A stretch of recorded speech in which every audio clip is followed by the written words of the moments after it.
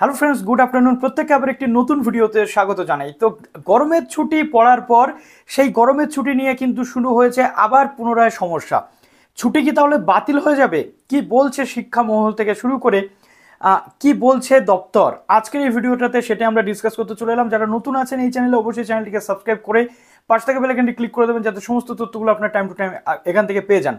তো লাস্ট কয়েকদিন আগে মুখ্যমন্ত্রী মমতা বন্দ্যোপাধ্যায়ের পক্ষ থেকে কিন্তু ঘোষণা করা হয়েছিল যে 2রা মে থেকে গরমের ছুটি পড়তে চলেছে রাজ্যের স্কুলগুলোতে। কলেজ ছুটি হবে কি হবে না সেই নিয়ে কোনো কনফার্মেশন ছিল না। স্কুল ছুটি 2রা মে থেকে কতদিন পর্যন্ত থাকবে সেই নিয়ে কোনো বিস্তারিত তথ্য সেখানে আমরা দেখতে পাইনি। গ্রীষ্মের যে তাপপ্রবাহ, সেই তাপপ্রবাহের জেরে স্কুল কিন্তু 7 দিনের জন্য ছুটি দেওয়া হয়েছিল।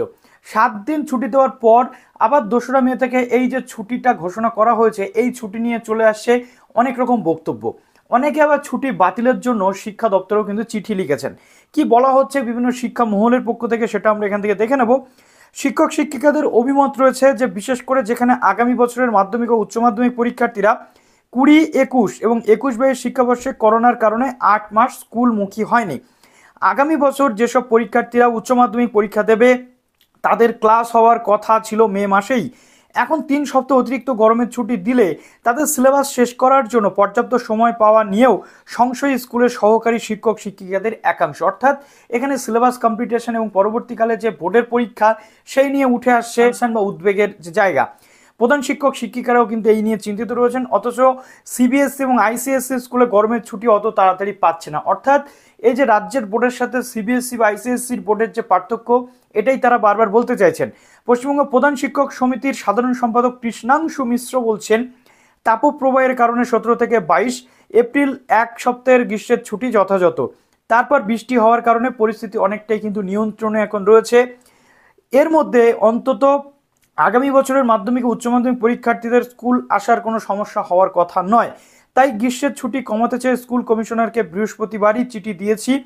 পশ্চিমবঙ্গ সরকারি স্কুল শিক্ষক সমিতির সাধারণ সম্পাদক সৌগত বসুর বক্তব্য, করোনা পরিস্থিতি কাটিয়ে গ্রাম ও মফস্বলের পড়ুয়ারা সবে স্বাভাবিক ছন্দে কিন্তু ফিরছে। এখন আবহাওয়ার অনেকটা উন্নতি হয়েছে, এখন 1 মাসের গরমের ছুটি অর্থহীন। তারপরে আরও একটি রাজ্য সম্পাদক যিনি চন্দন মাইতি, তিনি বলছেন দ্বিতীয় পর্যায়ক্রমিক উন্নয়ন আগস্ট মাসের প্রথম সপ্তাহে হওয়ার কথা।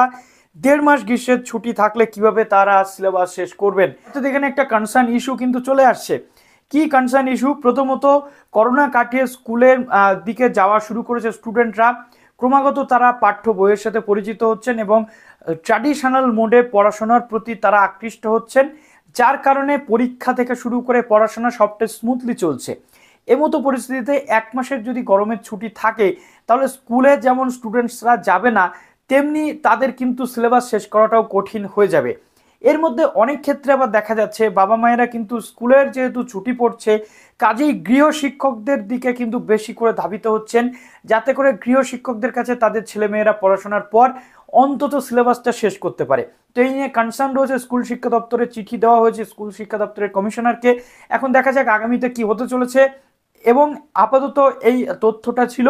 আপনাদের কি মনে হচ্ছে কমেন্ট সেকশনে জানাতে ভুলবেন না। তো চলুন এরপর যেমন তথ্য আসবে আপনাদের সামনে নিয়ে চলে আসবো। ভালো থাকবেন সবাই, অল দ্য বেস্ট।